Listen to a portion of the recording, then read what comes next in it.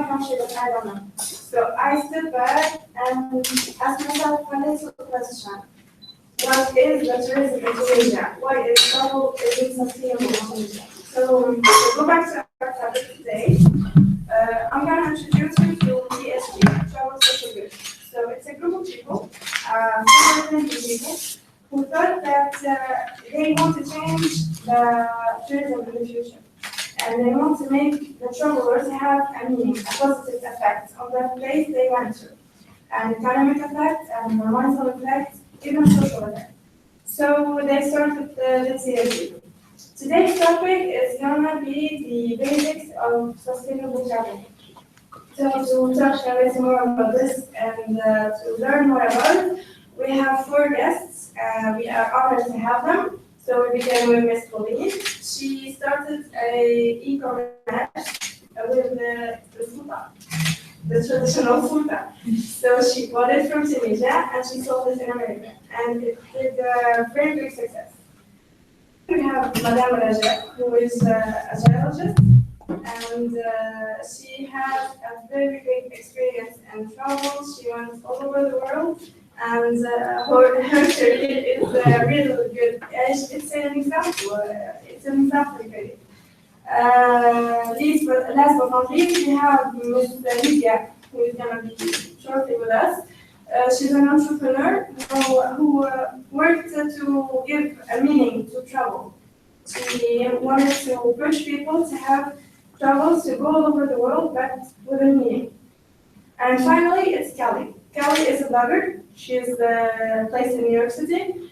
Her main objective is travel. She loves sustainable travel, she loves tourism, she loves culture, arts, literature, and she talks about all of that in her blog. I guess we begin with Ms. Pauline, if you like. Sure. Should I sit here or stand? Sorry? Should I sit here? You can do whatever you want. Yeah. Should I sit there? Yeah, you can sit it if you want. So hi, I'm Pauline. I thought I was going to follow Kelly because she's going to give you an introduction to travel plus social good. But so I guess I'm starting to find out more from her. Here's here. Hey, Kelly, can you hear us? I can. How are you guys? Hey Kelly, it's Pauline. Hey, Pauline.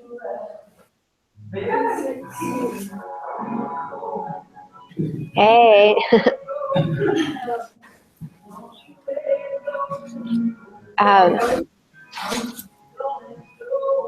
Can you hear us? I can hear you guys. Can you hear me? Here, crowd in Tunis. It's 6 p.m. over here, and your name is Kelly. Can you remember it? You broke up just now. Can you repeat that? Okay, we're live right now with the TSG Meetup. Can you hear us? Because Yeah. we can hear you. Excellent. Perfect. Perfect. Okay, Dave, go ahead. So Kelly, hi, it's an honor to have you. It's such a shame to not have you with us today. In life, I mean. So I just talked to everyone and introduced them to TSG and today's topic. So if you would like, you can start with your speech if you want. Perfect.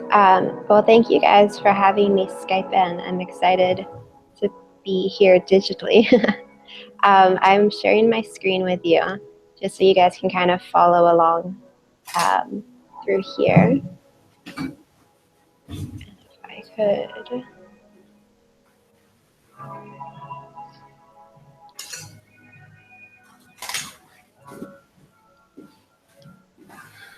Can everyone see my screen? Yeah. Okay. Perfect. I'm trying to, can I make this a full screen? Do you guys know?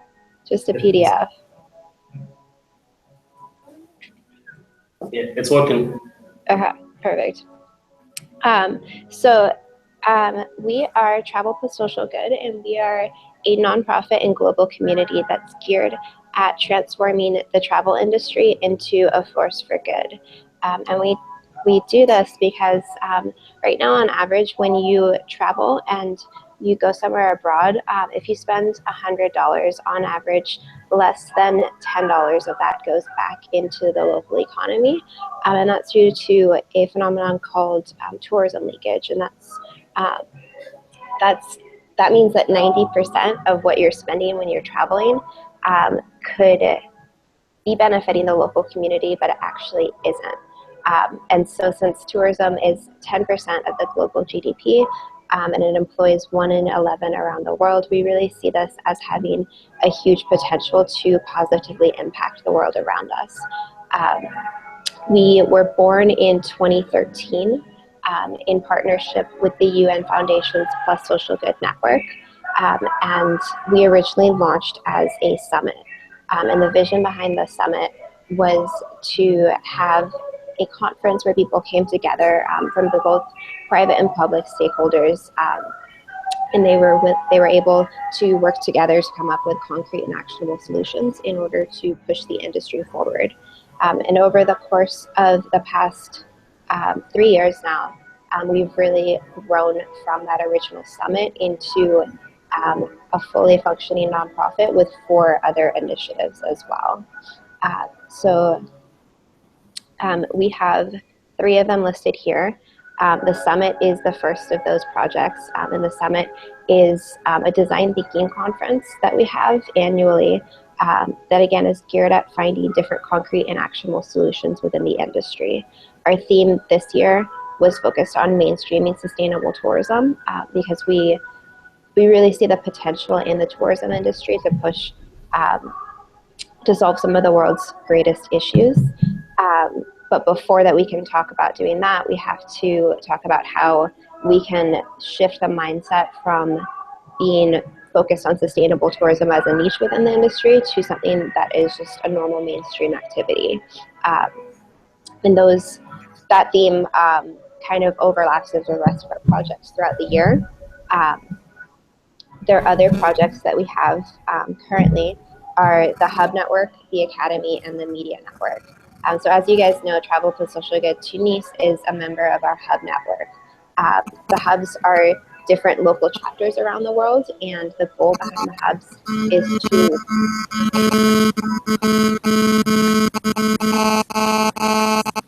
Okay. I don't know what's happening. Do you guys have interference?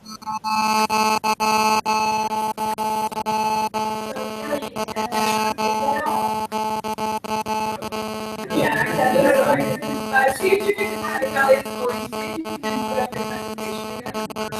Okay. We can hear you, so that's fine, but.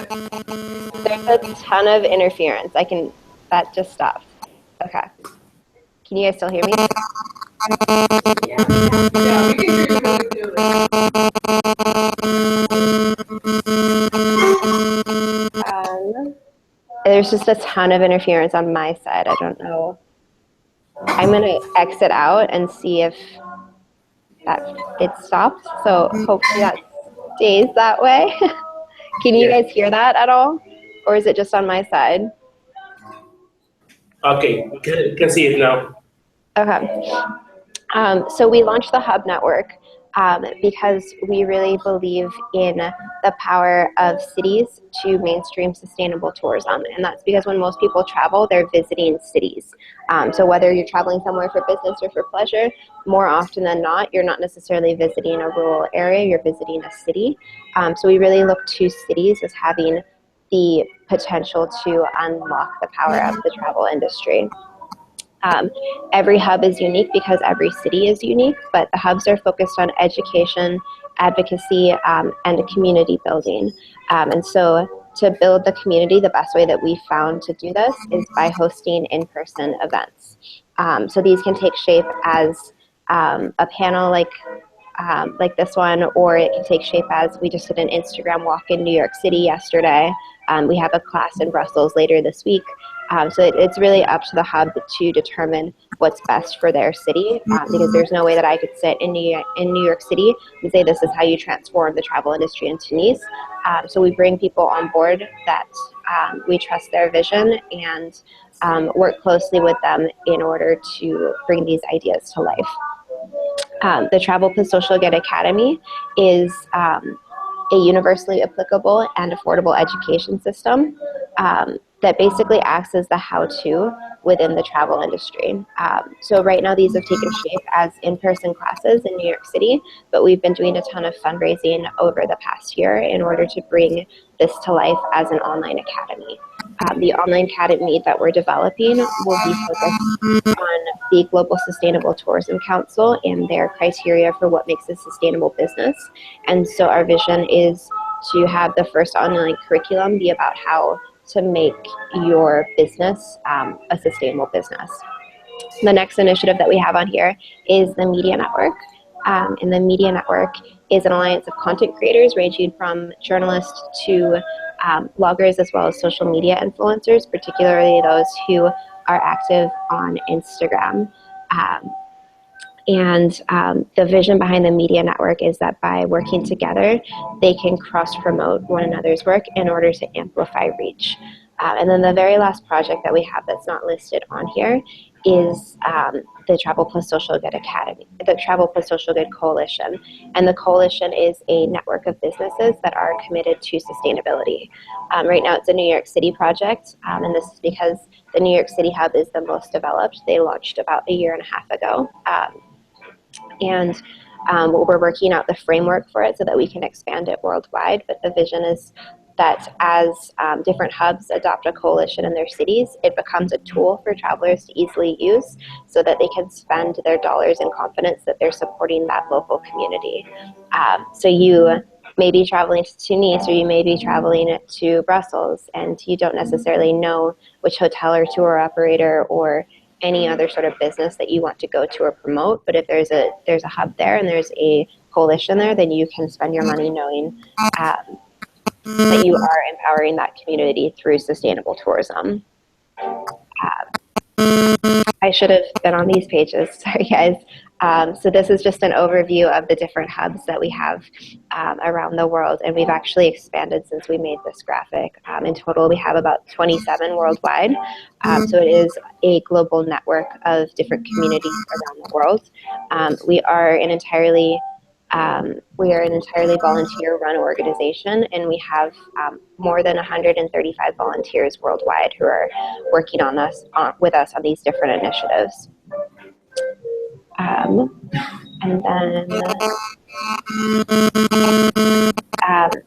And then again, just one last note on the summit. We are really focused on how to bring concrete and actionable steps to the industry. So all of the ideas that come out from the summit are accessible to anyone within the industry. So for this year's summit, we're partnering with NYU in order to create white papers to talk about the different ideas that came out of the summit.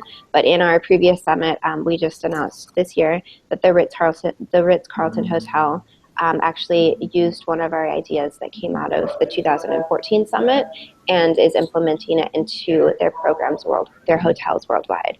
So it's a really cool way to get involved with different sides of the industry in order to work together to make the industry more sustainable. So that is it. I wanted to give you guys any time for thoughts or questions, and I'll hand it back over to you guys now. So thank you, Kelly. I guess everyone understood what she was talking about. It wasn't very clear, so let's just recap. She was talking about TSG, how it's made fully of volunteers, how they're doing projects and travel. So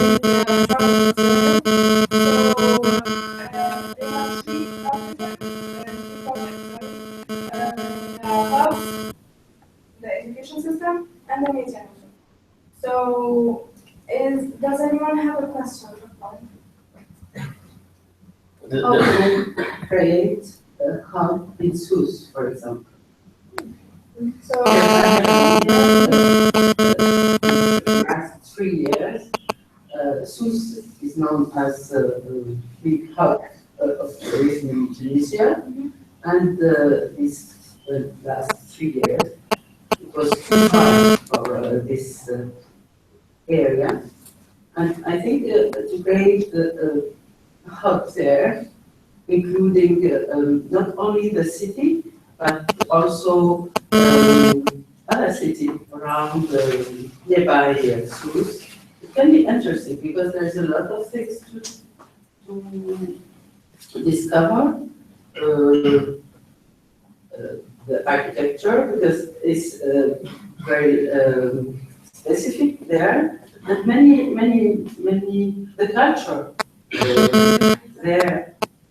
How can we create hub for an area like Sousse in Tunisia? so Kelly, Mr. Raja was asking you, how would you be able to create a hub in Sousse? Oh, You can't hear you. So the way that we work with the different hubs is we've been speaking very closely with Ben and Tunis, but basically the way that the hubs function, and Pauline can tell you a bit as well, because she is part of our San Francisco hub.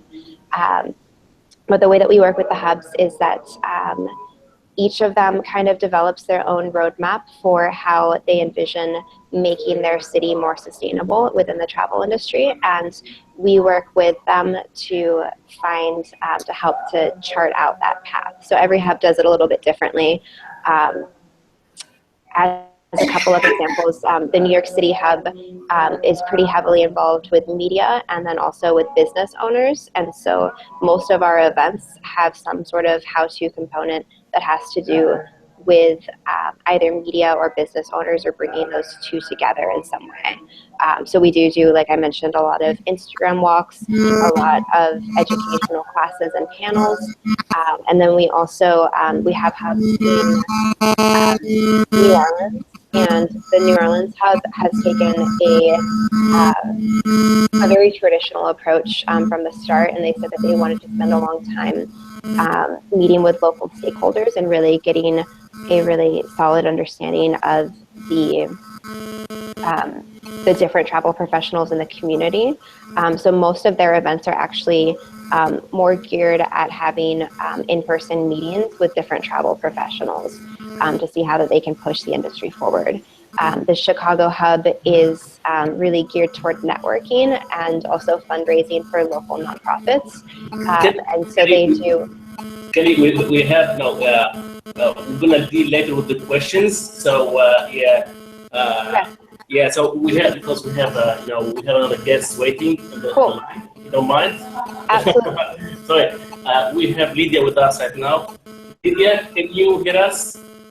Lydia? Yes, hello. I can hear you. Can you hear me? Yeah, you can open your camera. Okay. Yeah. Hi. Hi. I'm there. Hello. The sound is not great for me here, so I can't hear your questions really. Oh, can you hear us now? Can you hear us now? Yeah. It's a bit disturbing, but yeah, if you retranslate the question, maybe I will be able to answer something or tell about my project. We said that we welcome you here to stay with us, and everyone here is waiting to hear you out and see what's Oh, sorry, it sounds really a bit bad. Maybe I will just try to reconnect once again. Let's see if that helps. I will try to join again. Yes, I guess so. I think meanwhile you can go ahead with the Pauline or Raja. You can choose who it is. Yeah. Oh, Okay. yeah, please. Okay, that one is, yeah. Okay, do you mind if I sit? Yes, please. So we're all on the same level. So I'm Pauline. You. Okay, Lydia, we'll be back to you in 10 minutes, okay? Yeah, that's great. Okay. I'll be 10 minutes. Promise.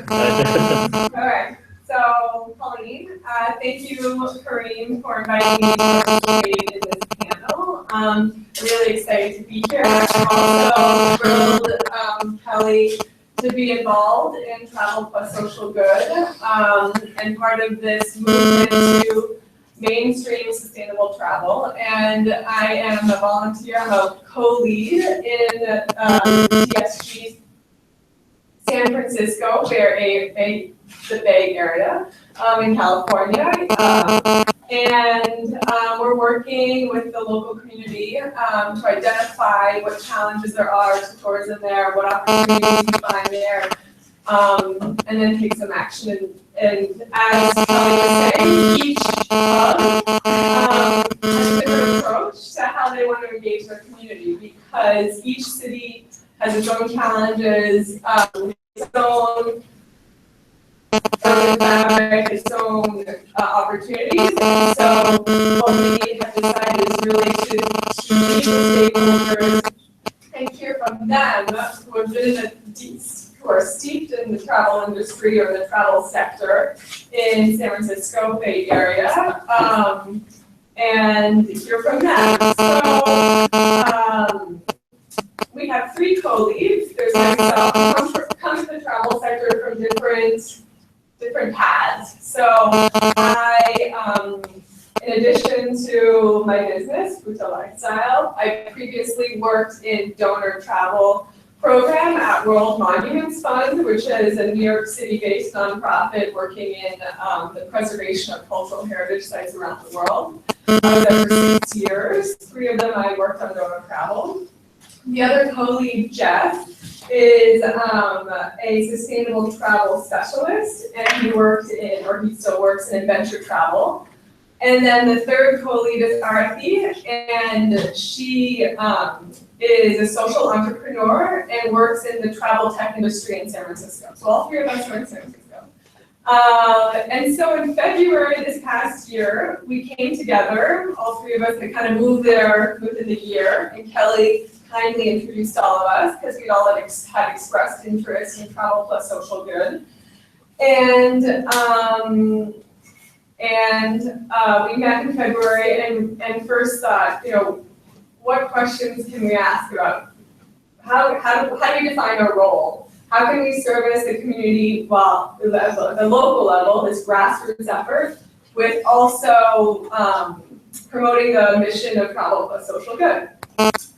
And so we met and identified, so the process, the approach was research, analysis, action. So we identified stakeholders in the Bay Area that we wanted to talk to that were in the travel sector. So, and that included, let's see, we met with, in addition, we met with Hostel International, which is a hostel, so services inbound travelers. We met with Yogascapes, which is a Bay Area company that organizes outbound yoga adventures. Airbnb, so we met with, based in San Francisco, travel tech industry. We met with SF Travel, which is a travel association, and according to them, they have San Francisco has 24 million visitors a year, and said their numbers are that 9.3 billion is spent in San Francisco every year by tourists. And then we met with San Francisco Heritage, which is the local heritage organization in the Bay Area that has a historic house that accommodates tourists and locals alike.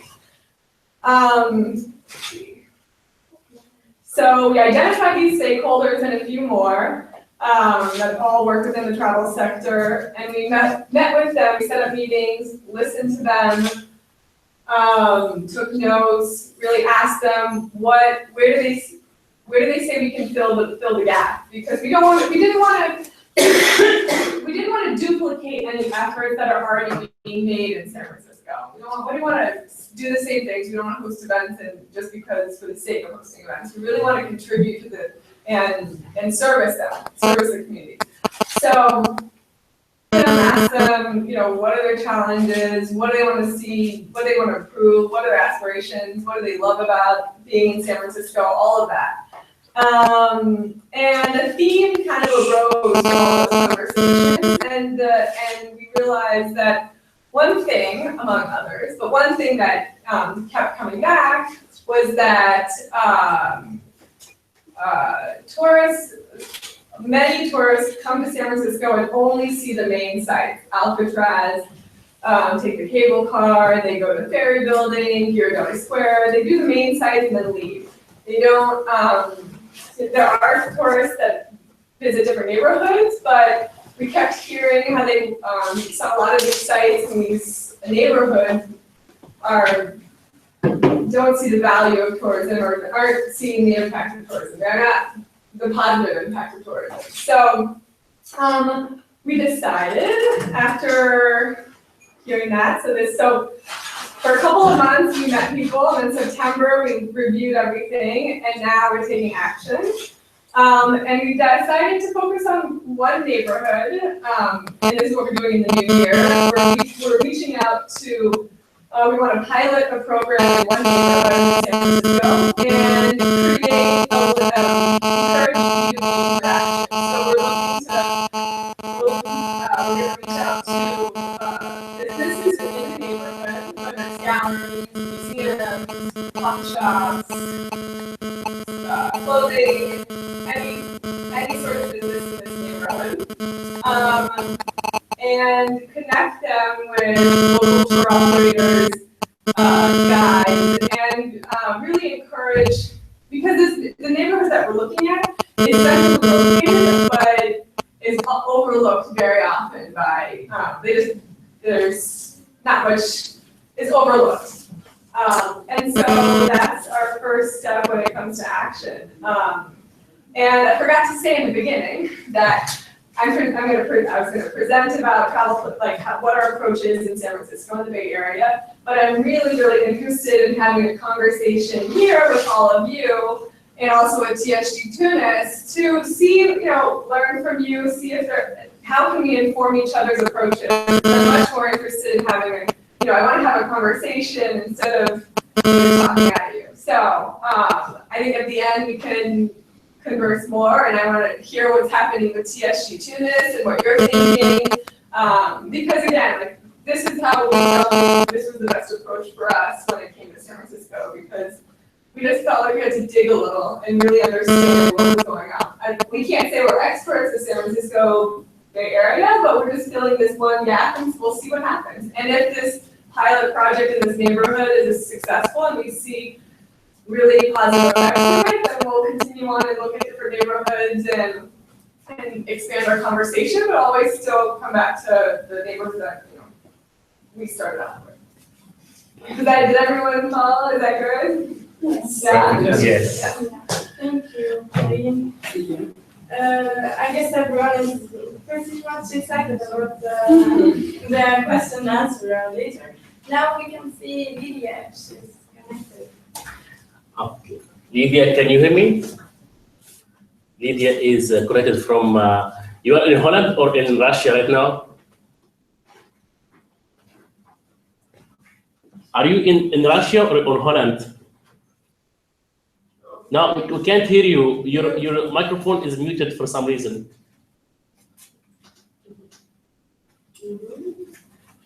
Okay. Can you try the phone? Yeah. I think that it's muted again. Can you try again? Without the, yeah. Okay, I think that you have a problem with your, are you using the phone? Okay, I think that's, okay. Okay, yes, go ahead.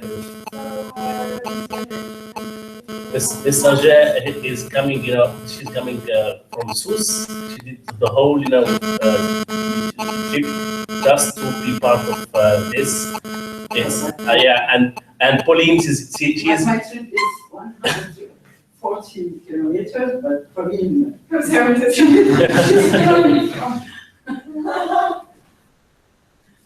And it's a great honor to have you both along us today. So, And then can you hear? Hello? Now we did hear you for a minute. Now it's off again. Ben, ladies, gentlemen, can you hear It's me? working now. It's working, yeah. Yeah? Hi, Lydia. Hi, hello everyone. Yeah, really awesome to see you, and very nice that it's such a diverse group. So both ladies and gentlemen, really great. But yeah, it was a worthwhile question. At the moment, I'm based in the Netherlands, but yeah, maybe it's good that I share my story with you, right? So I have a few minutes to talk, right? You have 10 minutes to talk, so we would Maybe, love to yeah. after. All right, thanks a lot. So maybe I take less, and then maybe some questions drop by. So my name is Lydia, and I'm originally Russian. I'm now 30, but at the moment, so right now, I live in the Netherlands. And why I think I'm actually in front of you is because actually 1 year ago exactly, I decided that I want to make a sort of a turn in my life, and I really reestablished and rethought my personal values. So before that, I was always a happy corporate employee working for all sort of big companies. But I guess it's sort of a midlife crisis approaching or something. But at one moment, I realized I really want to reconnect back to my values. And during this process, I understood that I really value things that are related to, first of all, global mindset, secondly, to youth development, and thirdly, just about love to my home country, Russia, where I come from. These three values actually connected in my head to a certain social project that I decided to kick off 1 year ago. And it was a little travel company that I decided to start up with my mom. And she is actually at the moment based in Russia. So we sat down and we thought, hey, how can we make something not just ordinary, but how can we incorporate these values in sort of a travel concept? And we came up with an idea of an authentic experiences that we wanted to create for our guests back in St. Petersburg in Russia, where I come from. And we wanted them to, first of all, feel really welcomed and be like really guests of our family and connect to real Russian people and feel their hospitality. Secondly, we wanted them to see the city of St. Petersburg, not in a touristic way of a hop on, hop off bus, as it's very typical there, but we really wanted to enable them to have some local experiences and be guided by really local guides and be shown really local spots that normally tourists don't get to see. And finally, we wanted each guest to be actually empowered to make some sort of an impact during his or her travel. And we thought actually, hey, how can we make each guest valuable? How can every traveler be sort of an impact? And at this moment, we came back to this idea of actually global network, global mindset, and connecting cultures. And we actually realized that every traveler who is coming to your country or to my country is an ambassador of his or her culture. And we thought that's actually a very valuable thing. And we thought that it might be very valuable if these guests, these travelers, can speak about their own culture and, first of all, inspire someone to learn about this country and have some respect for it and have this idea of global network. And the best way we could share this was actually to a group of unprivileged kids that we were connected to, and that's an orphanage house that we support back in St. Petersburg. So we decided to offer this opportunity as well to our guests, and as a part of their travel, they can visit this orphanage house, and in a fun and interactive way, they are welcome to tell the kids about their country. And we see that this is actually inspiring the kids to start learning languages, to open up their geography book and really understand, hey, there are different countries and this is really the big world that we are also connected to. Now, what we also do, we donate part of our profit for educational activities for these kids. And we really see that this is actually something that helps both our guests to feel somehow impactful. And this is not just an ordinary travel for them anymore. They really do something that's worth and can, in fact, bring a big change to the mindset of these kids. And for the kids, it's really fun, and since they don't get to travel, obviously, so much, it's really inspiring and different to see people from all over the world. I must also share that, since I was 1 year ago, I was completely a newcomer to the travel industry. After I have created this concept, I've learned that there have been also some violation of kids' rights in terms of exploiting orphanage as, a point to sell your travel. And I've actually heard that in Asia, even there were cases when people were taking kids from their actual families and putting them in some sort of a house and presenting it as an orphanage. So that was, of course, a violation, and that should not be done. But we understood that in our case, we really work with some professional organization, and in this case, it's really an inspiration for the kids to start developing. So we decided that it's actually a working concept. It's really just starting to grow, and we call it travel with a meaning, because we think that this is actually something that makes that we propose to our guests somehow meaningful. And yeah, basically, I really felt that I want to share this experience with you. And if you have any questions, I'm really happy to answer any. Thank you. I guess Yeah. everyone fully is understanding but we're gonna leave questions for later, so we just have 1 minute each, and then we have questions, okay? Right. Yeah. Okay. So that's it. If you please, you don't have to. Yeah, I have to. Okay. I'm Arafat. I'm from Tunisia, but I lived this 30 years, last 30 years in Africa, Asia, Europe, and I like traveling. I discovered many countries, and last year I decided with my family to come back to Tunisia, and after a career in planning development, I I asked myself, how can I deserve Tunisia? How can I do something to this country? And while I traveled in Tunisia, I discovered that there is many places they are unknown, even by Tunisian. I just want to tell you about one village, Mukni. It's not far from Tunis. I went with my there. I discovered a museum. When I want to pay, the guy told me, no, we don't have to pay because we have less than 50 visitors in a year. That's why the government decided to let it free.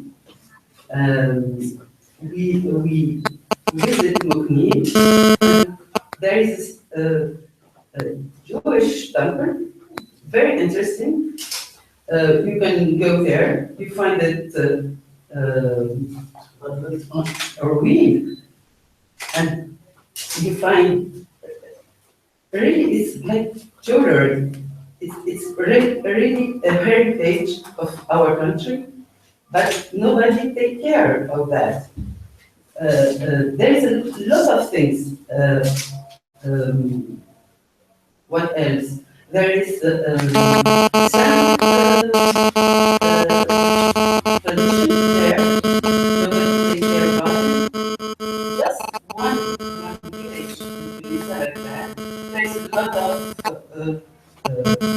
like Mokni. But when visitors, they came to Sousse, nobody tell them that there is Mokni. That's why I decided to create a place in Sousse and try with my husband and the team to attract the visitors that they come to the beach, the sun and the beach, to try to interest them to all these small villages. They are full of specific tradition that may interest all the visitors. That's the beginning of my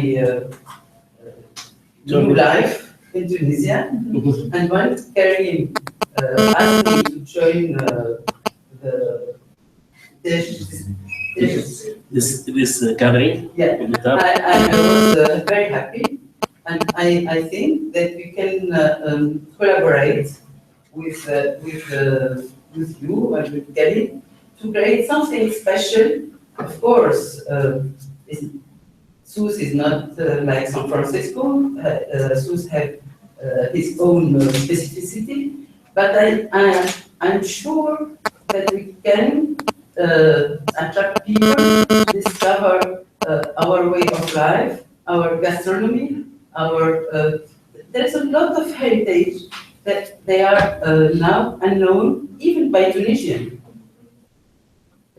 When you see, for example, the Berber tradition or Amazigh tradition, there is one kind of technique of jewelry, silver jewelry. You can find it in 3 places in North Africa, in Mokni, in Tizi Ouzou, and in another place in Morocco.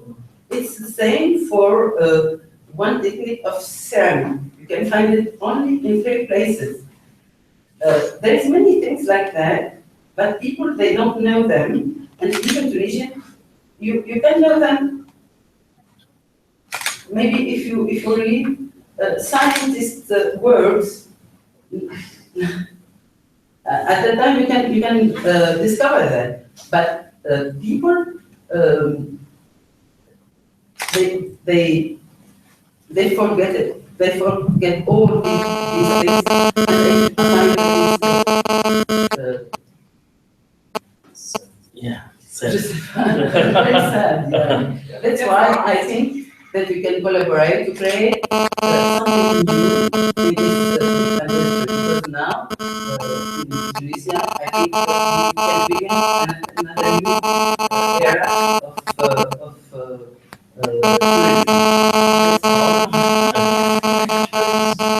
Thank you very much. And we have a missing guest, Madame Leila Belgesem. She was called for some paperwork with the Ministry of Tourism at the last minute, and she's in a rush. So yeah, Madame Leila Belgesem, she is a partner of the upcoming TSG Summit. She's going to take it away, and she is managing a very nice special hotel in the Medina. That you're gonna meet with her Friday. I know that. So, and she did something. She's very, very special person. Just Google her name, Leila Belgesem, BENGACM. She's very known for her fight to bring tourism and travel to another dimension that is not about just something that I hate a lot, which is the all-inclusive. You know that in Tunisia, there are thousands of people that come every year. They come by plane, they get in the bus, and they stay 1, 2, 3 weeks from less. I think the week is less than 90 euros, and then they leave the same way, bus, airplane, back home, and the only thing they see is the bar, the swimming pool, the beach. Yeah, some of the beach, because with the all-inclusive, I don't think I can go to the beach. and beach, and that's all. Sun, sea, sand. Yeah, especially the hometown is from Madame, which is Sus. It's a very beautiful and interesting city, just in the middle of Tunisia with a lot of history. I'm really sad to see people coming just for some drinks, mostly for some drinks. So I leave the word to. Thank you. I guess I'm just gonna add something to them. Don't forget they don't see even 1% of our food, our traditional food. So it's a shame. Thank you, Pauline. Thank you, Mr. Jad. Thank you, Lydia. Thank you, Kelly, if you can hear us. I don't know if we're connected. No, still they're connected. They can hear us. Yeah. I can hear you. Yeah, Lydia, are you with us? I'm here. Yeah, I'm here also. So I guess we can begin the question session. And if any guests or anyone has a question for our guests or co-guests. So, any question? Yeah. When you went to the Heritage Society of San Francisco, Oh, San Francisco Heritage? yeah, the San Francisco Heritage, how they think they can collaborate with you? So they're not within the neighborhood that we're piloting yet. But they were interested in what we're doing. They have actually done some interesting, they created a map. Let's see if I have it. San Francisco Heritage has created a map of heritage bars and restaurants so that are historic. I think there was a cutoff of like 1960. Bars and restaurants that are historic, not legally designated, but it's just encouraging people to explore those and frequent them and say, contribute to the economics of this industry and these historic bars. If you don't, eventually they'll be torn down and the condo will go up or something else will go up. Because San Francisco is in a very tense time right now because there's development, and there's gentrification, and there's a lot of historic neighborhoods as well. And so there's lots of tension. And so for us, we would like to raise awareness of San Francisco heritage. They have a historic house, but then they also work on neighborhoods. And so what we could do is, whether it's there are different ways we can work with them. I mean, we can, if we do a neighborhood guide and encourage visitors to go there, we could talk to local tour operators and say, hey, do you do walking tours that visit this house that they've worked on? There's a number of ways we can collaborate. We haven't done anything yet because we haven't really started. Our action starts in a month or two, but there's numerous ways. I mean, working, doing a website, doing an Instagram walking tour. Does that help? Does that answer your question?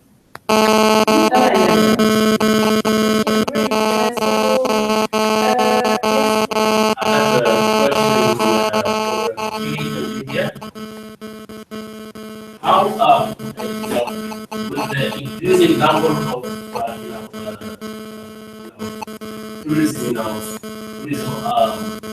lobbying, how do you think that small, groups, small initiative could face the big companies that are, trying to route every traveler to their own destination with their own, services? Kelly or Lydia? Lydia? Lydia, you have to unmute your phone. Can you hear me now? Yeah. Right. So if I heard the question right, it's actually how to deal with such a concept versus the bigger companies, right? Yes. Yeah. So it's an excellent question, and thanks for asking it. Actually, when I got myself exposed to the travel market as such, and as I said, I'm only a beginner and I'm only doing this for 1 year at the moment. I quickly realized that it really depends on the age group that you're targeting, and also on the mindset group that you're targeting. There is a group of people, and it's unfortunately for the moment a very large group that is looking for all-inclusive solutions, which is a 5-star or 4-star hotel oriented. And this group, will not change quickly, unfortunately. And these people will be looking for such travel experiences.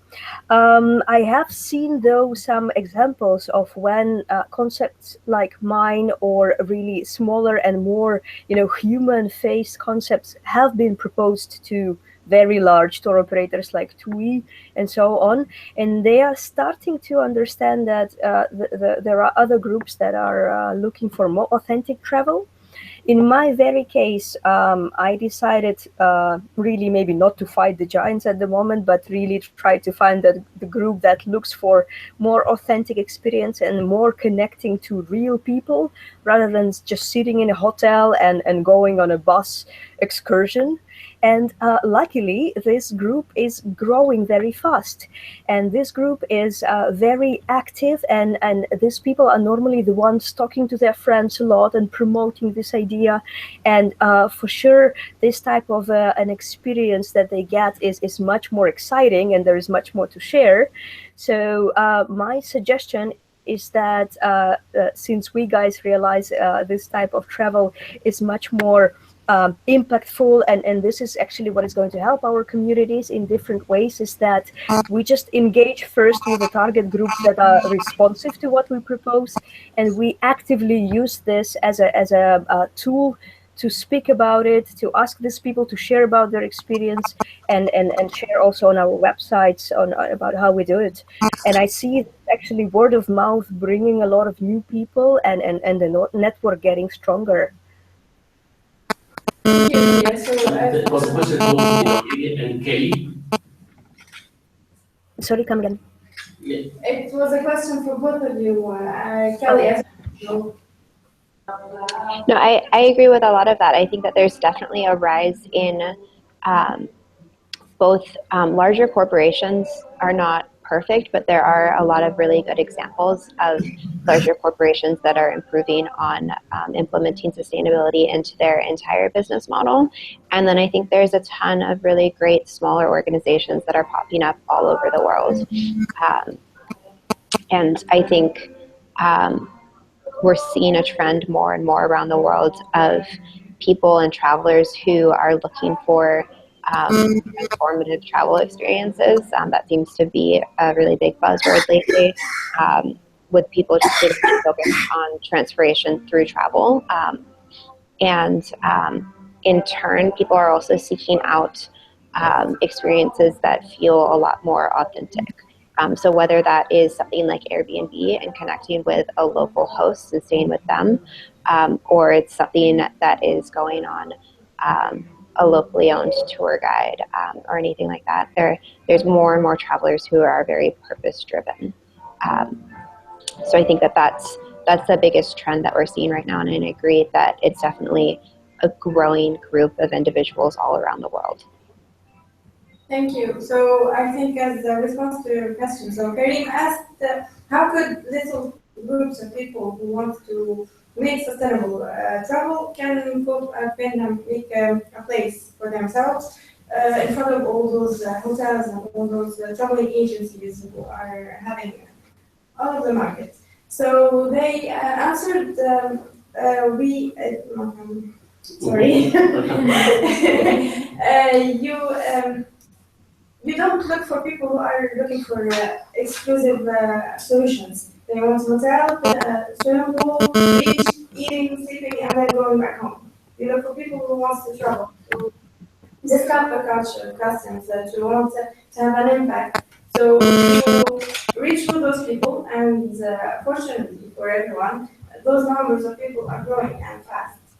So does anyone else have a question? Yes. The problem is that travelers, they are not interested by these kind of things generally.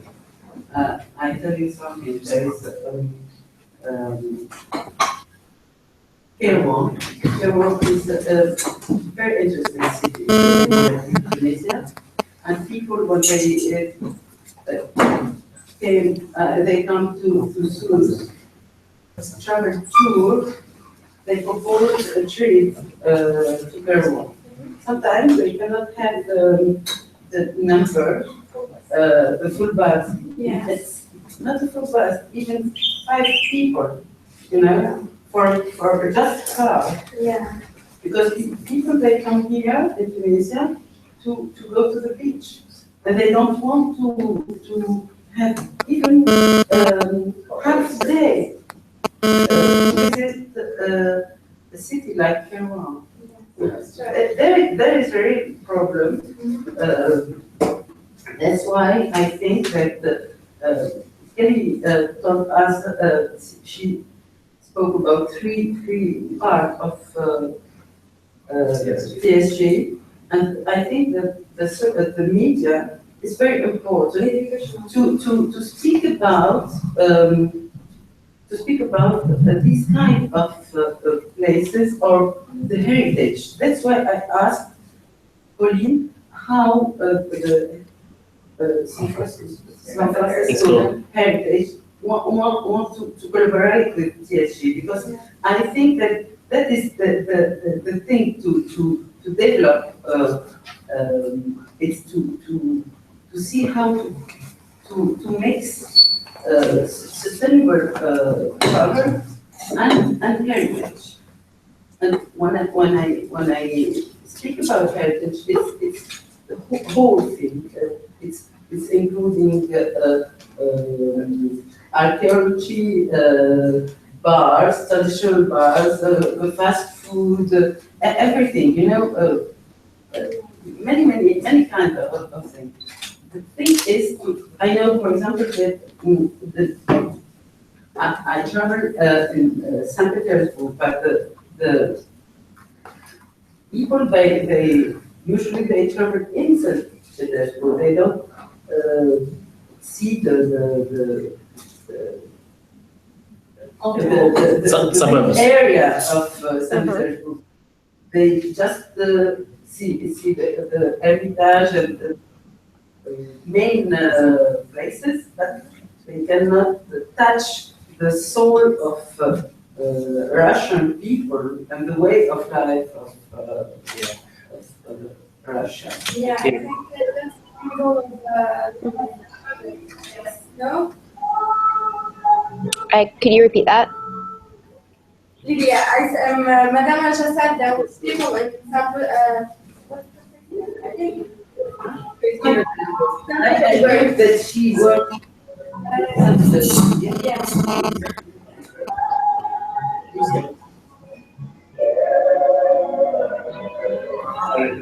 Yeah, I think today we have a shy audience. People, I think the people aren't around, they are not asking questions, so maybe we can yeah. Yes. I heard the question also. Maybe Kelly, if you hear it also, if I repeat, yeah, it's like if the majority of people want to see only the main touristic spots still, and they are limited to this main route in the city that. For instance, in St. Petersburg, it's the Hermitage, it's the city center. In the case of Chicago, it's something else. But yeah, I mean, as I said, there is a big portion of people who will be like that, and you will not change them tomorrow.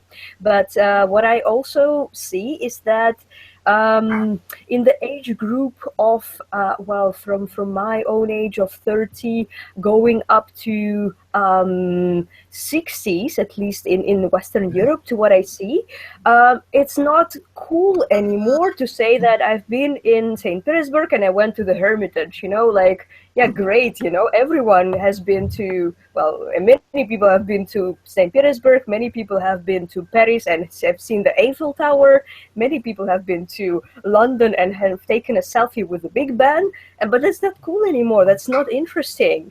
So authentic is the new black. So that's what I see. People really like to share that they have done something interesting in your country. And that's where people say, oh, really? So you can make the experience which will be really authentic. I will get to connect to actual people in your country and talk to them and experience some real authentic food or some heritage that you can present and a story I can tell further on. That's exciting. That's what we have to package, in my view, and have to story tell and showcase. Yeah, but I guess it's true. Everyone is dreaming to see Africa travel, the Big Band, all of that, but no one tries to see the true culture. Even in here in Tunisia, I may ask a question to our shy audience: who did travel in some places in Tunisia, like Mukina, Kairouan?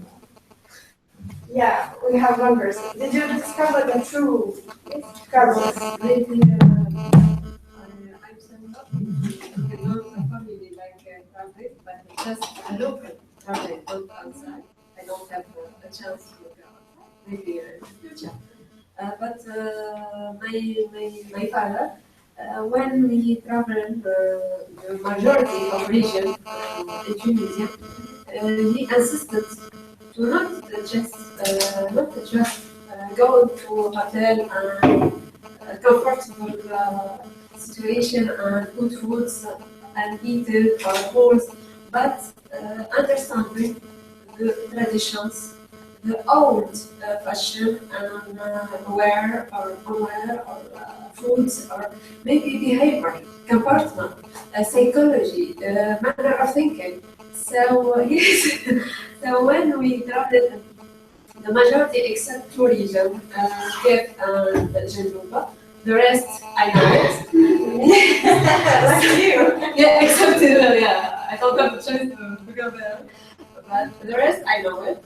Especially I know the specificity between thinking between men, women, girls, boys, tradition, marriage, education is the detail of details of Moknin, of Sahel. Moknin is not Jamal, Jamal is not Zamdi, Miss Msakin is not Akuda, manner of thinking. Hamad Sousa is not Mahdiya, Center City, is not Maloulish, is not Sheba. Sheba in the last belonging to Sfax, but now with the Mehdi. So specifically is maybe when I grow up, I can differentiate and I have a modest background to understand everybody or to understand the manner of reaction or the manner of bad or good. There exists. I'm from South, so it's not all the South is good or no. So I understand this specificity, this differentiation. Why he reacted as that? Why he doesn't or he didn't react as that? Why he don't understand me? So I grew up as psychologic or I sociologic, and he helped me to in my study. I am statistician, economics. So all this helped me to know how exactly when I got when I want to take some survey field or some study of comportment or psychology about entrepreneurship, social entrepreneurship, or about anything. Yeah. That's so it's so interesting to know indeed our regions are living. So Thank it you. was very helpful that you visited both Tunisia. Yeah. It's Oh, so interesting. Yeah. I want to remind you something very important about, travel, the same travel is not about visiting new or places. You can visit source, but you can still have an impact. Yes. Sustainable travel is about people getting out of the hotel, or just not even going to the hotel, going to small places, going to even through Airbnb, buying from the locals, speaking with the locals. exactly what Lydia is doing, having an impact. Other people are volunteering while they're traveling, which is really awesome. I think I'm thinking about it. It's really the modern traveler that is not just visiting, but is visiting to make an impact and leave his leave a good impression, as well as himself as a traveler and for the locals. Yeah, and communicate with native people at there. Locals. Local, sorry. Yeah. Local, like I remember when I visited my first time to Zagmont, it's not that my interest to Zagmont Center, but to temple of water, Temple des Eaux. Okay, Temple des Eaux at there, or like Caron,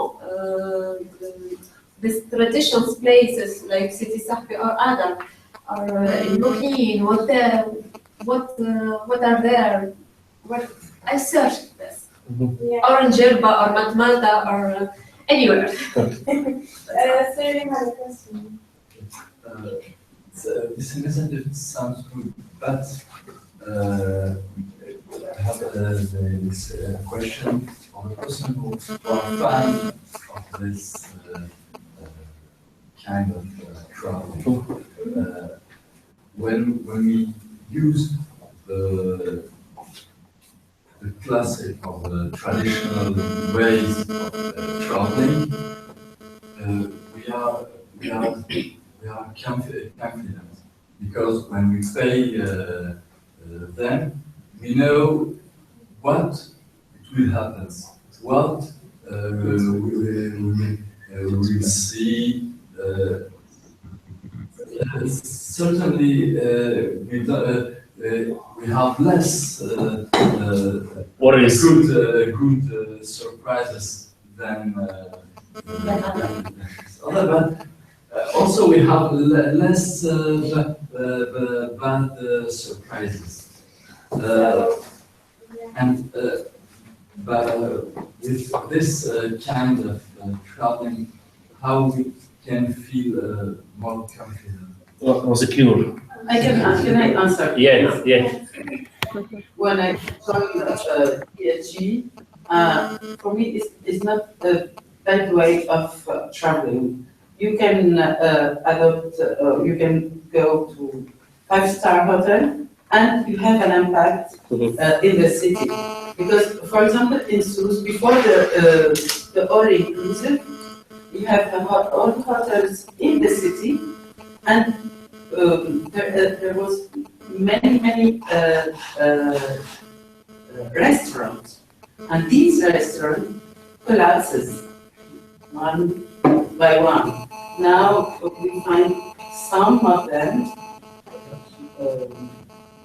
We can call them as heritage, part of the heritage of Sousse. But now people they adopt the safe way to travel, and they go to the all-inclusive hotels. For me, the impact you can have it if you go to something authentic and go out of The main circuits. the mainstream. It's not unsafe, because we are in Tunisia, and the case of Tunisia is now, when you associate to tourism, is safety. It's not unsafe to go to the restaurants. That's why people, even when they come to Tunisia, they want the all-inclusive. But the thing is that they eat the same thing Mondays, etc. until Sunday. They eat the same thing, couscous, etc., etc. But if they want to discover another thing, there is many things very interesting. Even when you have in Paris, for example, you have the same thing. You can have a safe travel, but you choose to go to authentic restaurant and authentic places. So, his question was if he will be able to be safe when doing non-traditional travel. So you have a chance. Could I just? Only the safety. It's also. Yeah,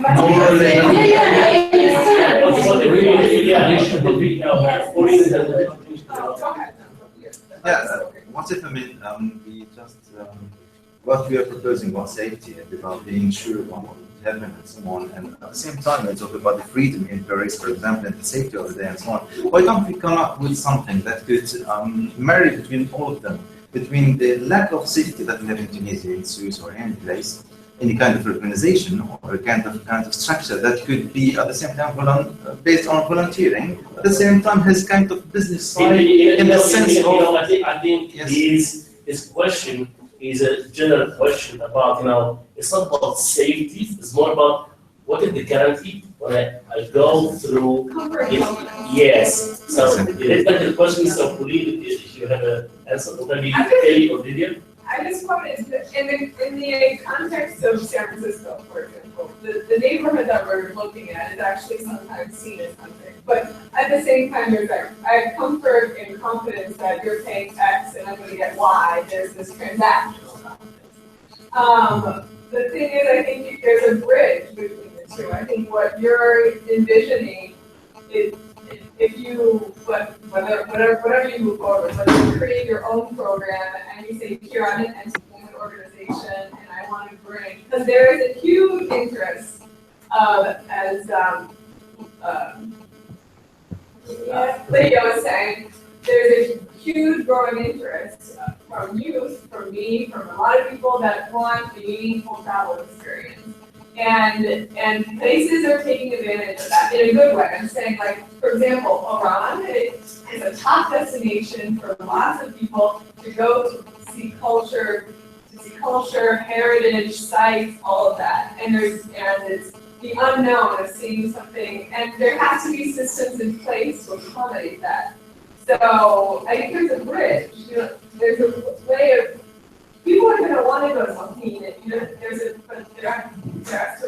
I want to go something with you, I want to see it through your eyes, I want to go to places that are, but there has to be a vehicle between the two. And I think TSG, they can provide that vehicle and say, hey, people involved in TSG in New York or who don't know about it, whatever, through media, as Kelly was saying, hey, I want to connect with you, can you tell me where to go? And you know her. Yeah, I'm gonna ask a thing very quickly. I think I might answer.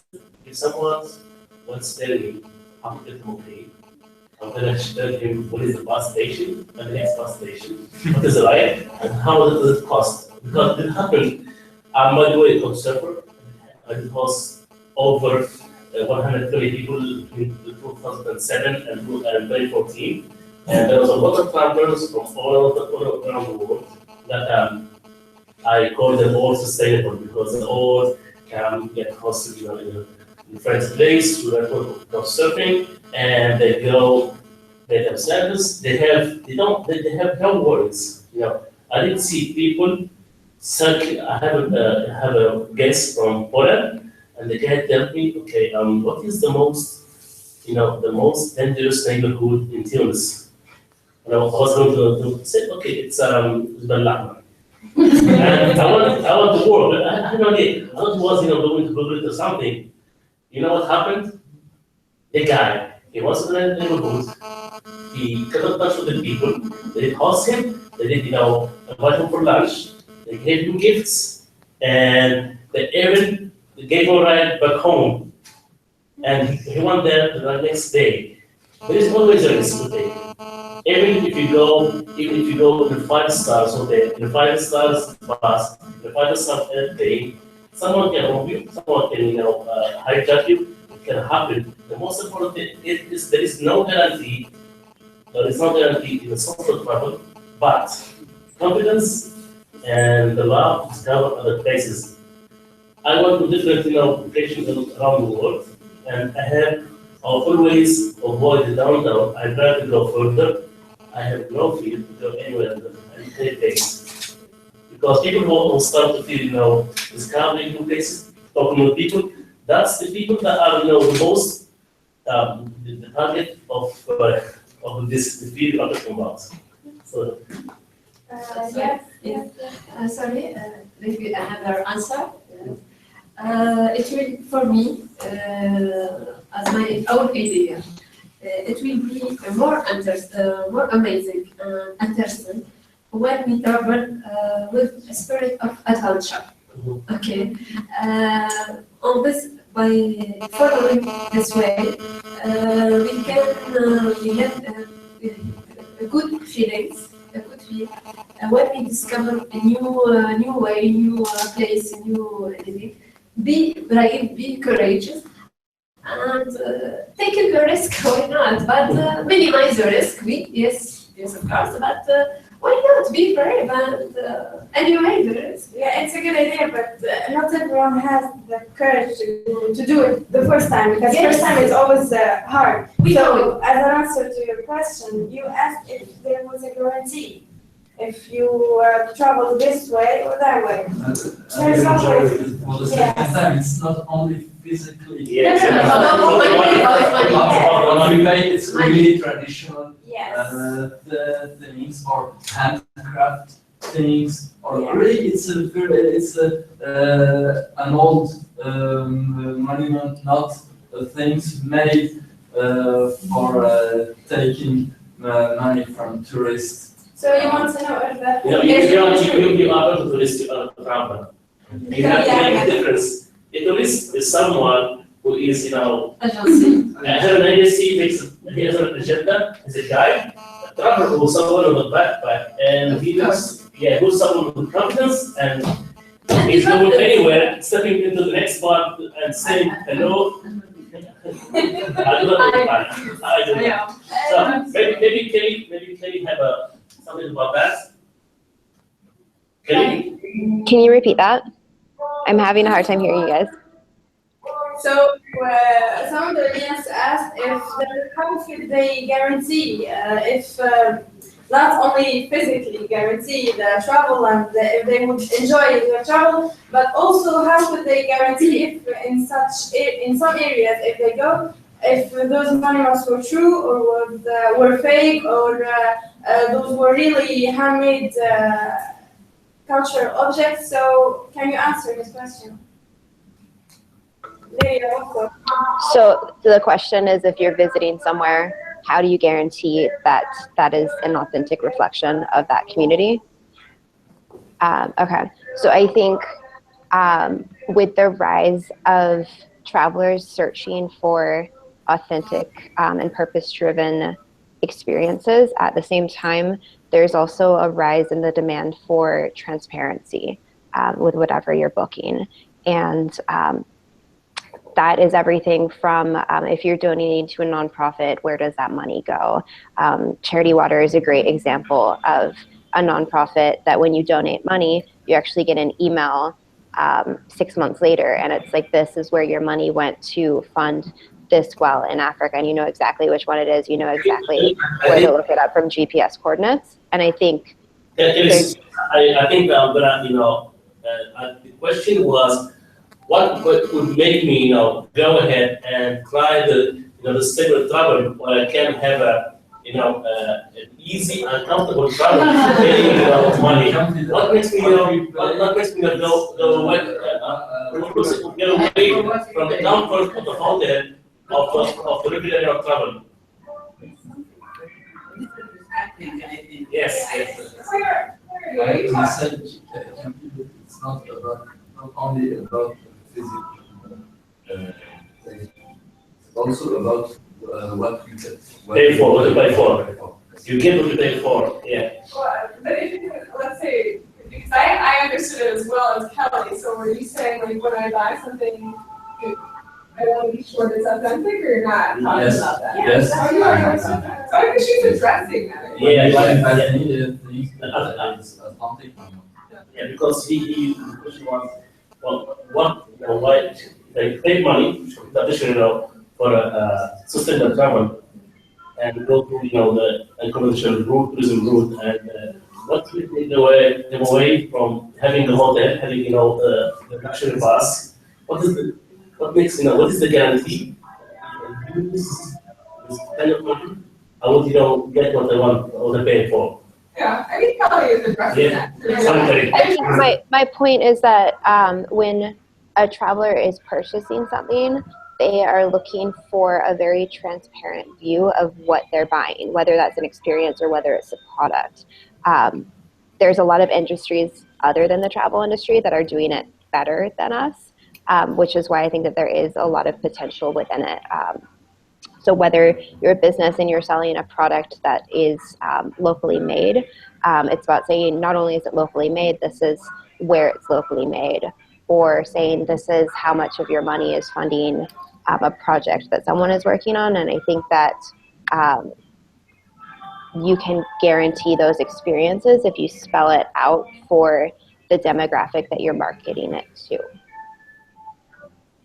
Yeah. So, Right. If I can also add from my point of view, yeah, I mean, I think. I think there is a confusion between.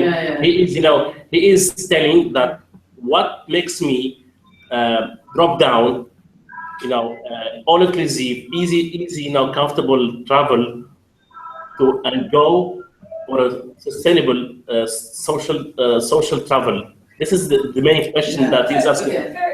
There's that audience out there. It's how do you grab that audience as a country, whether it's the tourism industry or social media. People are starting to travel by hashtags. You're searching hashtags in your country and saying that's how I want to see photos and hashtags in it.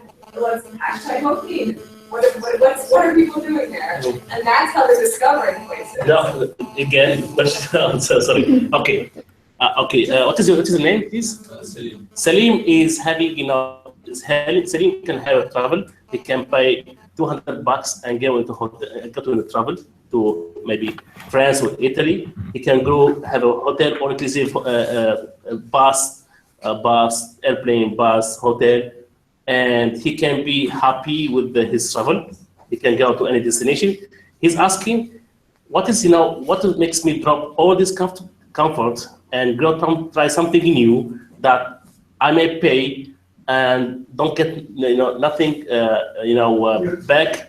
Yeah, return of the investment. That's the word, return of investment. Yeah. There is something that I want to ask. TSG is not for me traveling cheap traveling. For me, I can travel in a luxury hotel and have a good impact in one city, and have travel with meaning. Because it depends if I am a student, 20 years old, or a guy who is 60 years old. I don't have the same money, and I don't need the same comfort, the same kind of hotel. But I can want to discover really the country or the city. Then TSG for me is not sustainable. Is not doesn't mean very cheap, and can be organized very well. I think that our Lydia, she organized a good trip, very interesting and very safe, etc. And when you pay for such service, you will have a good service. You will have a good travel. For us in Tunisia, there is something that TSG can do and can be positive. It's the media. We need to build a program how we can communicate traditional places well known as Tunis, the capital, Hammamet, and Sousse or Djerba, and in another way, and the other places unknown even by Tunisians. That's what we are looking for actually. How we can, with TSG, collaborate to create a dynamic because when you spoke about Iran 2 years ago, nobody speaks about Iran. Really, for example, there is one agency, USA Tunis. Before 2 years ago, they didn't have any connection with Iran, and now they don't have any traveler here in Tunisia, and they move for Iran and Cuba. And 2 years ago, they didn't have these two destinations, Cuba and Iran. For Tunisia, I think that we have to build a program how TSG here and Tunis and TSG International can collaborate to use the media to have photo or any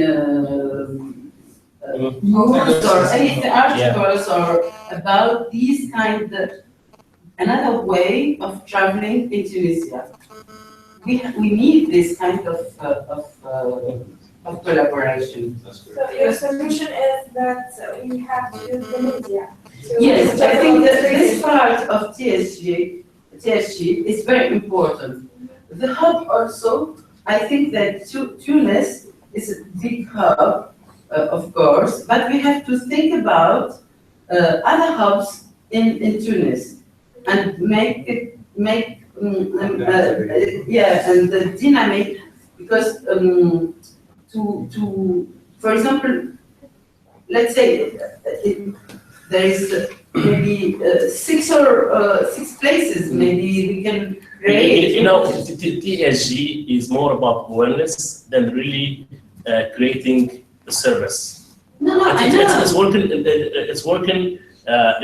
If Kelly can correct me if I'm wrong, it's about awareness. That's our the main goal of this event is to talk about sustainable travel, and then it's more about awareness than actions. We are not Kelly can talk about that. We work with partners that are like Lydia, who are the one who gonna make it happen. But can you gonna explain more about the goals of the hubs, so you can have a much better better idea of our main goal and our mission. So all of our initiatives are, they're tied together. So they do go hand in hand, and they were developed in a response to the need that we saw from within the industry based on feedback from the community. The hubs are focused on building a community, basically that just celebrates sustainable tourism. It's showcasing how Tunisia is a capital of sustainable tourism, and so it's about bringing together in the way that works to empower your community through your own voices as far as that celebration of sustainable tourism goes. By becoming a part of a global organization and community, you're also tapping into a larger network of travel professionals and also travelers and also media who are focused on finding these sort of experiences. And so I think that that's when it starts to become very powerful, is that there's so many great organizations all around the world who are integrating sustainability into their business models, and it's about connecting those dots and saying this is not just a one-off sort of effort, this is a part of a global network around the world. And so I think to tie together what the hubs are doing with what the media network is doing is that the media network is, it's more than 50 journalists right now, and those are people that we can connect your team with if they're going there already, or if there's opportunities for press trips and things like that. Those are things that we can help to connect those dots. Does that help clarify things a bit? Yeah, I guess it did clarify. So the hubs and TSG main objective isn't to give the service and to offer a good way to trip in place. It gives awareness about sustainable travel. So to answer your question about how to have a big profit and not be an actor or anything, so you have to get linked to this kind of people. TSG, for example, they have the media, they have the hubs that have enough infos about a place. So if Madame Raja, for example, creates a hub in Sousse, so it will have enough infos about Lukmin. So if you ask them about it, they will tell you what are the good places. If it's about the food, about the tradition, about the culture. So when you go there, you will know where you're going, what you can buy, in which place you can stay, and at the same time you can stay at the hotel. At night, you sleep in the hotel, and in the morning you go out to visit, to discover the It's culture. not really, we are not guys. TSG is about awareness. Okay, again, TSG is about awareness of the professionals, the people who travel. It's not linked to the people, to the traveler directly now. Unless there is actors on the travel that are more like Lydia, or more having more ties with the travelers. Yeah. You understand? We want to talk with the travelers, guides, travelers professionals. That's our main target, and it's about awareness. Then to give them the address of the best restaurant next door. Okay, is that okay? Okay, Kelly? Yeah. Kelly? Okay. Okay, so who else has a question? Yes.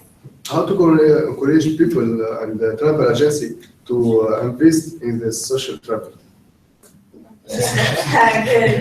It's That's a good question. So I guess Lydia can answer this question. Sorry, can you repeat, because it's very hard to hear somebody on the back. Okay, so the question was, how can we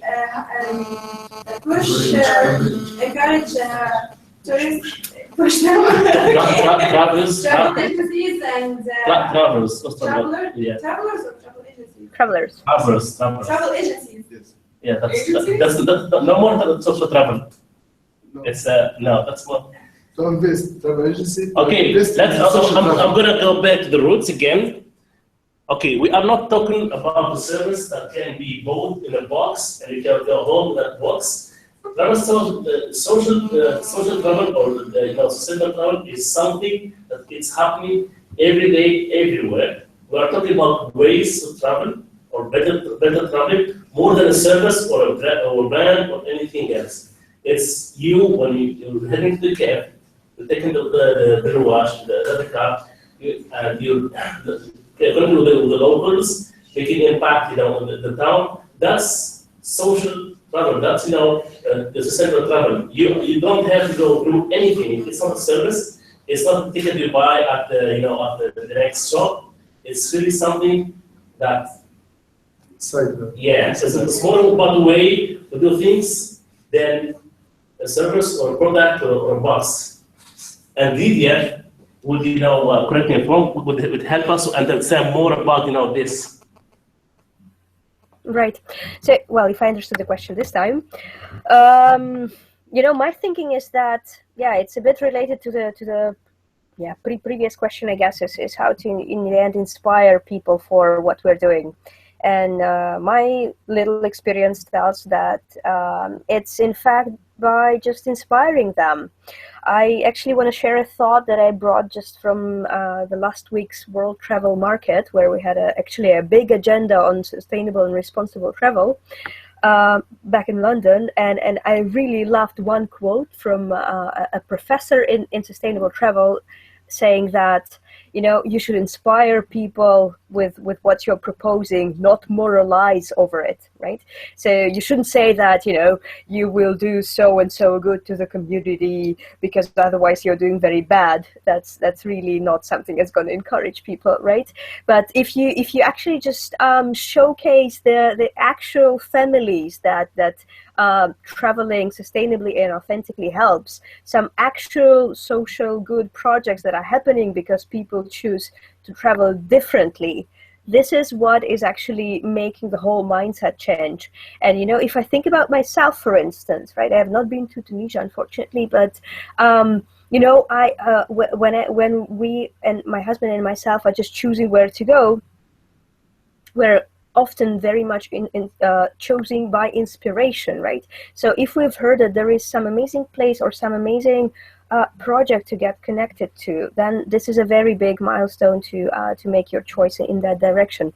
So I'm not sure whether you are receiving some proper media support or running some actual campaigns where you can share that this is the authenticity that we are proposing to you, and this is the choice that you can make in the good of the community that we're developing. I think that would be actually a very good push on its own. So it's not like a physical push, but more of inspiration, more of a pull in this case. Yes. I think you made a good point about storytelling too. That's a huge component to captivating an audience and make it riveting and relevant. Yeah, because I don't want to link social travel with something that it has to be product or it has to be initiative. I think that VDS project is more than initiative than a product that you can buy. It's more than innovation. That's why we are here. That's the main goal of TSG, is to make people aware that there is different and better ways to travel, and to make people aware that if they are traveling, if they don't make an impact on the places they go to, it's like they have not been there. Because you can, all the hotels in the whole world, they look the same. Just look, I'm going to tell you an example. And Madame Ajay is going to be amazed. All the Mozambique hotels from the inside look the same in all the countries in the world. All the people in the hotel, they wear the same outfit, and they have the same sentences in different languages in all over the world. And what makes the difference between a traveler, once making it back, and the tourist?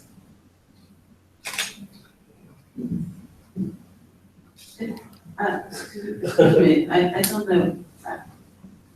Never mind, between tourist, traveler. I don't know if I am a tourist or traveler, but what I know is that even I choose a 5-star hotel, I will travel with a meaning, because I can pay for this kind, but even when I choose the 5-star hotel, I will not choose maybe Mozambique. Mm-hmm. For example, I lived in Indonesia, and there is one guy who creates many hotels. The name is Tugu Hotel. Tugu. T-U-G-U. And because he collects a lot of items, from traditional items, he had many years ago an idea to create a place, and he created a first hotel, and then second one, and also a restaurant. In all these places, he put his collection. It's like a museum. When you go to the restaurant, it's like a museum, and also in the hotel. And you can find different subject or from the history. When you travel and you stay in such place, you embrace all the heritage of Indonesia. You say, because you pay very, very expensive your stay in this hotel, but you will eat something very original, authentic, and you will meet to the history of the country. Even when you stay in this hotel, you know. But that's still tourism. Because No, I'm sorry, because you can stay there and you can also have an impact in the city because you travel, you meet people in etc. But you can do that in any hotel. No, it's not. Trust me, it's not the same. When Our main goal from this cafe is to show that we don't really care about hotels. The hotel is a place you stay. The impact is something you do. You don't have to go to different hotels that have one impact on people that are other. What do you mean? I mean that the whole example. No, yeah, go ahead, please. Cannot afford that place. So that's why it's a kind of volunteering system that makes them in such ideas circulate all over the country. Despite it, I'm saying again about such a cheap level of traveling and extending the community around, what I would say. But I mean, I wish that TSG, for example, could do such kind of organization through volunteering and so on. To promote really such kinds of values of our communities around hotels in different places in Tunisia. That would be the dream, actually, that TSG could do. But that's my question, maybe for everybody. I mean, how could we see that TSG? Yeah, I think that we need, the help of Kelly right now, because Kelly, if Kelly, I think the question of the audience, if TSG have to have projects in ground zero, how should they do exactly to have the TSG evolve in the hubs? I can't hear you. Can you repeat that? Go ahead. Sorry. Can I ask the question another way? I mean, let's imagine from ground zero said, I am a tourist who wants to experience some traveling. No, that's not a travel. I'm a traveler. I converted to a traveler. Let's imagine. And therefore, I want to experience this kind of adventure inside of the community. How could TSG help me? So shall I go through a website? Shall I go communicate with a person? Shall I communicate with a certain system kind of thing? How could you help me? So, Travel Plus Social Good is predominantly B2B. We work mostly with businesses and directly within the businesses within a city. So while there are travelers within our community, we're not necessarily marketing sustainable travel experiences. We're really focused on how can we talk to business owners and educate them on what sustainability looks like, so that when a traveler is visiting that city, then those businesses are easy to find. But so we're not necessarily a tool for travelers per se. There is some overlap. Because especially with the media network, we have journalists writing about sustainable tourism experiences, and that becomes a tool for them. And so that's the media network is really our biggest push for talking directly to consumers. But the other initiatives that we have are really focused, again, on education for what sustainability looks like. And we define sustainability as we look very closely to the Global Sustainable Tourism Council for those guidelines. And basically, when we talk about sustainable tourism, it's something that positively impacts the community, the environment, and the economy of wherever you're visiting. So as we build momentum and find the different projects that are sustainable, then that becomes easy to promote them through the media. Yeah, who wants to rephrase Kelly's answer? Shall we go ahead? I guess in application, that's what CSF is doing. So we're looking to pilot the project in a neighborhood where we're talking to businesses, local businesses, galleries, coffee shops, hotels, local businesses in that neighborhood who are deeply rooted in the community, and connect them with inbound tour operators, local San Francisco tour operators. There's San Francisco City Guides, who does free guides, by donation, around all different neighborhoods that are historically based. Local tour operators, bike tours, We're So gonna, I rollerblade, you know, like, but we're gonna deal with the traveler directly. so we're bringing those two together because I think that's the most impact. And instead of touching one traveler one by one, the tour operators are the one that connect most, that. Spreads the idea. Yeah, because they're the ones who have the Rolodex of all they're the ones who are marketing, they're the one, that's their business. So that's what we're facilitating in San Francisco. Yes. Does that, when they say B2B, does that make sense? Yeah. Yeah. Right. Okay. Yeah, but So as an example, at the application of what? exactly. Yeah. But again, we don't deal directly with travelers. Instead, we create an environment which can help the traveler later. Foster. Yeah, faster. We are almost working with the background with the people who are going to make this happen. I'm going to take an example to make you think things much easier. If I want to make an impact in Sek, which is a very nice Sek, or Mukni, which is a very nice town, close by Sus, I would rather go ahead and talk with the operator, like, give me an example.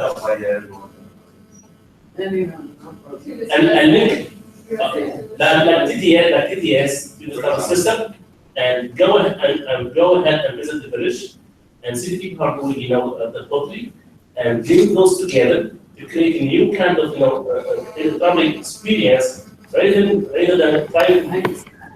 than bring people once to place. I'm going to create a new kind of, experience that's going to last forever. And It's very interesting. Yeah. You're proposing that the problem is in Tunisia that the professional of tourism, they cannot attract people even for main places, main touristic places like Duga, like Kerouan. That's one. Yeah, but I meant to professional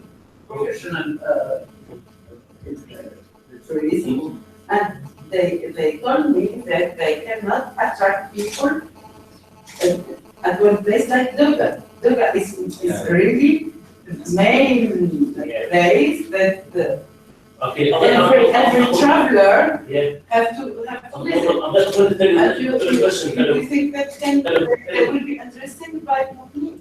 It's something very, very special. I'm going to tell you the question, very important question. Tell me, how many small or professional or bus service or watch service in Tunisia that are offering locals visits in Tunisia? I'm going to tell you the answer right away. Zero. There's no one. I'm tour operator. Yeah, I'm a tour operator. But if you are a small group, how are you going to do? Are you going to take the rental car? Are you going to take the watch? Are you going to? I'm going to tell you something. I haven't had a visitor from the US, and I want to make him visit this hotel. Now, the first thing I did was simple. The thing. Yeah, go ahead. I think we have to do like Colleen in some first some Francisco. It's like three steps you said: research, analysis, and then action. We have to adopt this because it's going to do things. I think it's right. And that's gonna be what we are going to do in the next workshop. I think, and as I know in Tunisia, if you go to one tour operator and ask them if they can organize, and they find this very fun. Again, the clue I think is in what the media do actually is the creation of a new kind of agency or experience like what she do actually in the. That's exactly And I think, that's exactly what we are doing yeah, in the next workshop. yeah. Yeah, exactly. That's why I think, for example, when you see these last years, 5 years ago, there is one another new kind of hotel, small hotels like Maison d'Hôte or Hôtel de Charme, and there's a lot of this kind of new hotels. They are small, only 10 to 10 rooms, and they are everywhere in Tunisia. I think that something is beginning right now in Tunisia. Even for Tunisians, what I feel that people, they are interested about going to Kiev or the south, etc. There's something happening actually with the new kind or way of traveling. But the future is the creation of such structure like Lydia. This is the future of Tunisia, I think. But I don't know if it exists or not, or it will exist. I don't know. I don't have any idea. But we have to deal with these people. We have to. In fact, sorry to in fact, in Medina, in Tunis, there is such group in Medina. It's same thing as traveling with a mini small group of 3 people that start this business a year ago, which was furnishing. They invite small groups between 3 to 6 people, and they show them around for a week or so. They are also in small hotels, like we say, inside the Medina, and they show around the places that everyone said, which is a big sort of the old city. I don't know, and they get this food, this places. They go to see the carpenter. They go to see the the carpenter, the who are making prints. They go to see the making pottery inside the real workshops. There are something workshops that are made just close by the shop just to show how close this is real workshops. So since we are short of time, we're gonna ask all the guests. What is that company called? Is it Legos? Yes. Oh, okay. Layla, yes. Maybe you should. Okay, so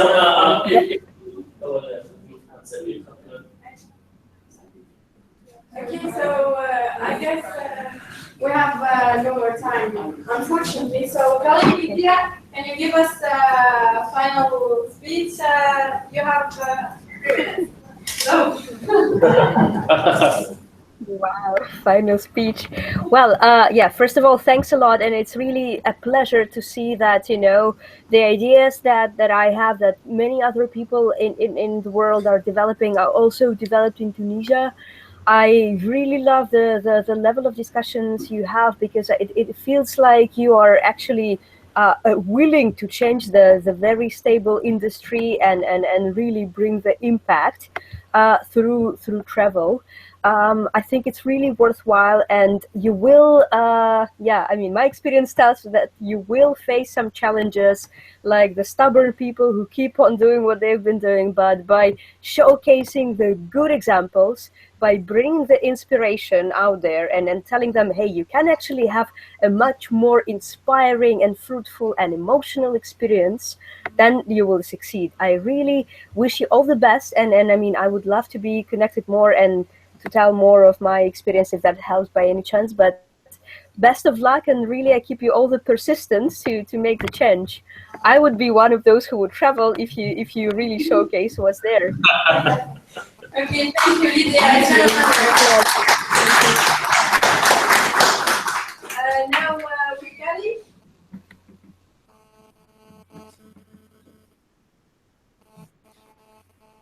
You have to unmute your microphone. Mute. I definitely agree with everything that Lydia just said. And I also believe that, as you guys mentioned, people like Lydia really are the future of the industry. We look to sustainable tourism as not just a niche within the industry, but really it has the potential to be the entire travel industry in the future. And then ultimately, we can solve some of the world's most pressing issues through sustainable tourism. So I think that travel plus social good, it does exist and it has gained such traction so quickly because there are so many people in different pockets around the world that are searching for experiences like these, that are eager to make a difference through travel, which is something that everyone loves. So I think that there's so much potential within all of this.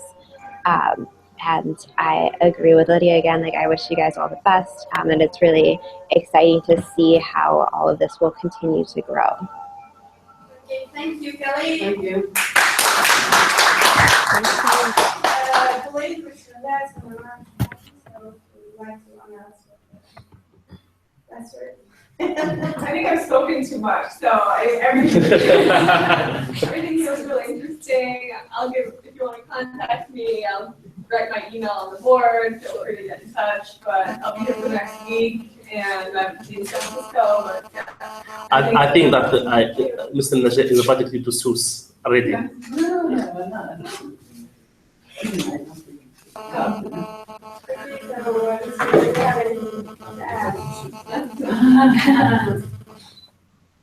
I'm really happy to be here and to meet you. And I think it's the beginning of a new adventure or challenge, and I'm happy to be part of. That's all.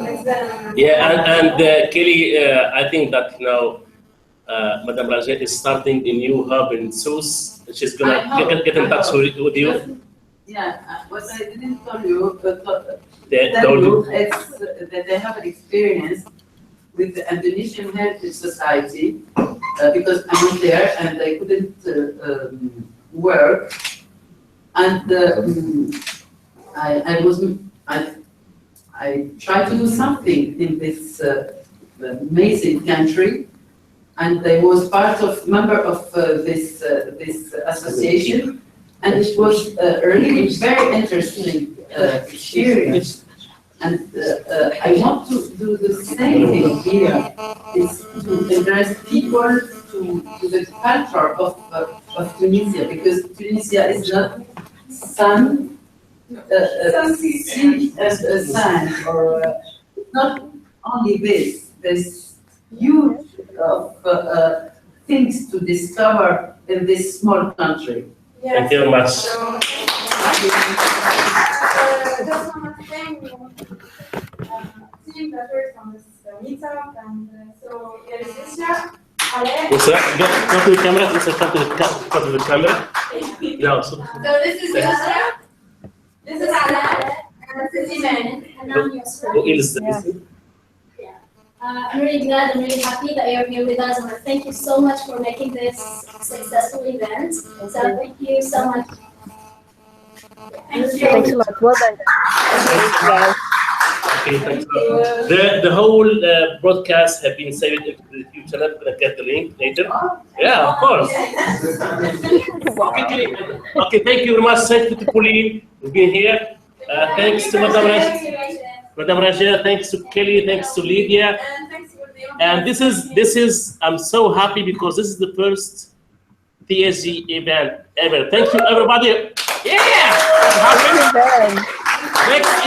Next event, Yusuf gonna talk about it. The next event, The next meeting. the next meetup, yes. Yeah, meetup number 2 is going to be on 17th of December. And next month, the 17th, is going to be meeting with the governors of Tunisia hackers. We will talk how can we mix the travel with the social goods with the thing they are doing. So all the governors of Tunisia, leaders of governors, the big groups and all, I will try to gather them all in order to speak about what is travel plus social good and how we can make it work in Tunisia. Wow.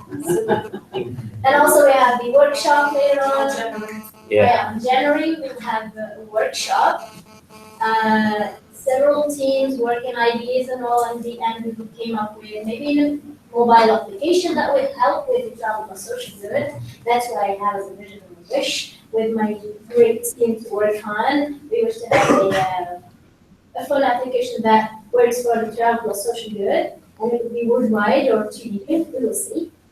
And the last one is the big event in March. It's not like 100% fixed, but it's in March, that's for sure. We will have a camping for 2 days. And then we'll have the midnight and speakers and the workshop, and everything's gonna be awesome and great.